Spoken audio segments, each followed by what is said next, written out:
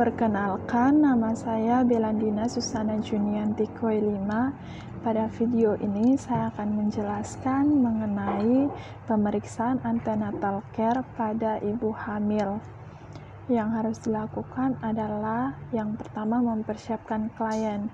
Di antaranya ialah yang pertama mengucapkan salam terapeutik.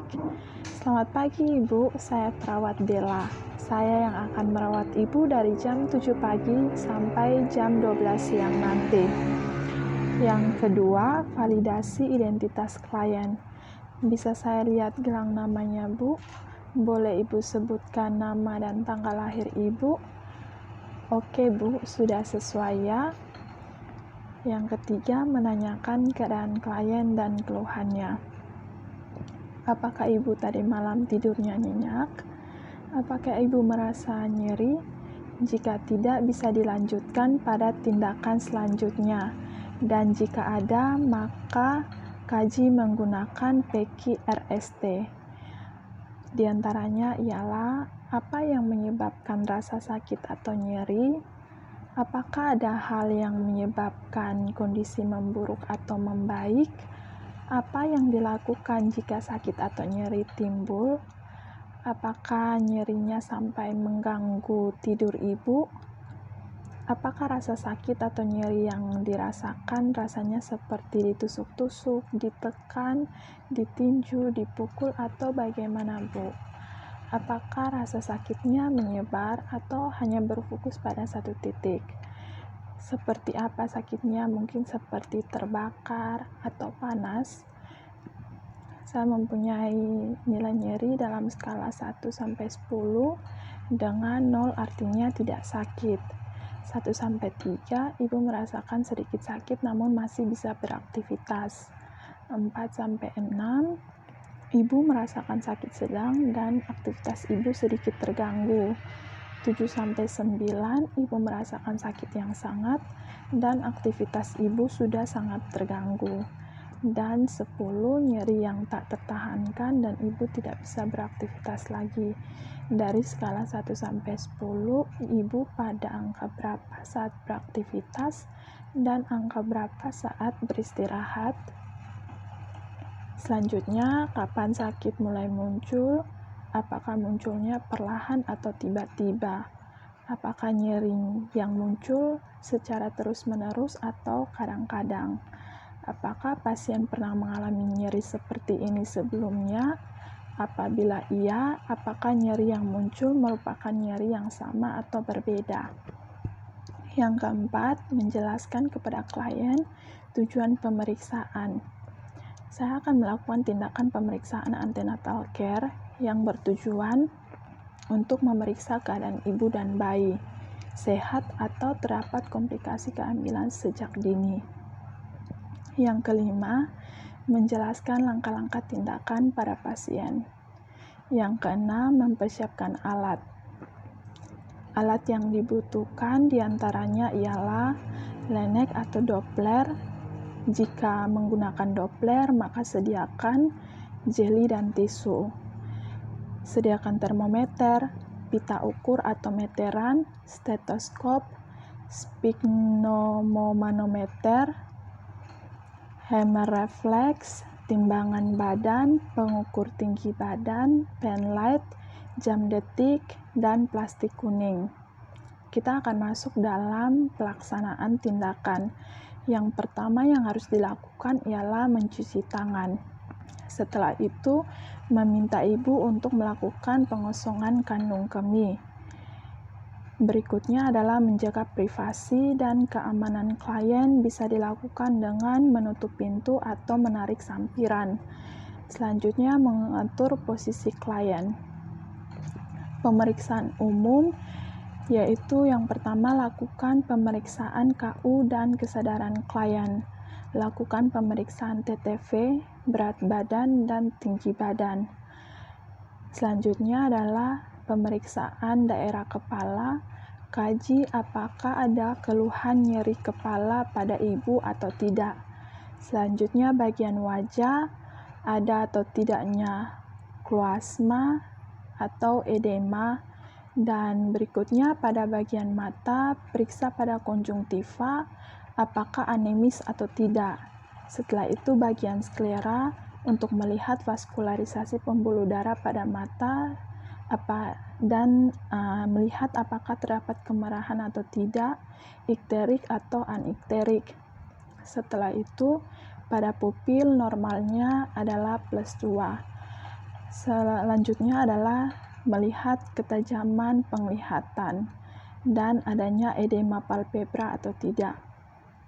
Selanjutnya, periksa bagian hidung, kaji polip, pernafasan cuping hidung, dan penggunaan alat bantu nafas.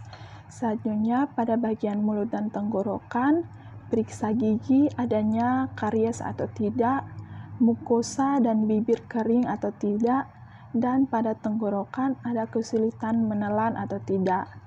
Selanjutnya, pada bagian leher, pembesaran kelenjar limfe dan kelenjar tiroid, ada atau tidaknya kloasma, bendungan vena jugularis. Selanjutnya adalah pemeriksaan daerah dada, jalan nafas, suara nafas, keluhan sesak, penggunaan otot bantu nafas. Selanjutnya pada bagian jantung, lihat dan periksa irama, bunyi jantung, dan nyeri dada. Jika ada maka menggunakan PQRST seperti yang telah saya jelaskan di atas. Selanjutnya periksa bagian paru. Selanjutnya kita akan memeriksa bagian payudara, dilihat pigmentasi areola mamae, bentuk papila mamae, pengeluaran kolostrum, adanya nyeri payudara atau tidak. Selanjutnya pada pemeriksaan abdomen, yang pertama yang kita lakukan adalah inspeksi abdomen. Nah, di sini kita akan melakukan pemeriksaan manuver Leopold. Yang pertama yaitu manuver Leopold pertama yang bertujuan untuk mengetahui bagian janin yang terdapat pada fundus uterus ibu hamil. Jika pada saat mempalpasi merasakan bulat, keras, mudah digerakkan, maka bagian itu adalah kepala janin. Jika merasakan lembut, agak melenting, maka bagian itu adalah bokong janin. Jika bagian fundus itu teraba memanjang dan keras, maka bagian itu adalah punggung janin. Jika bagian fundus itu teraba bagian-bagian kecil, maka bagian itu adalah ekstremitas janin. Pada saat melakukan pemeriksaan ini, kedua kaki ditekuk. Selanjutnya adalah manuver Leopold kedua, yang bertujuan untuk mengetahui bagian janin yang terdapat pada bagian kanan dan kiri uterus ibu hamil.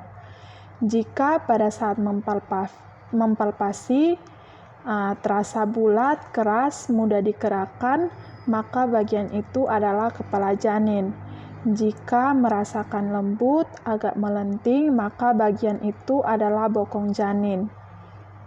Jika bagian kanan atau kiri uterus itu teraba memanjang dan keras, maka bagian itu adalah punggung janin. Jika bagian kanan atau kiri teraba bagian-bagian kecil, maka bagian itu adalah ekstremitas janin.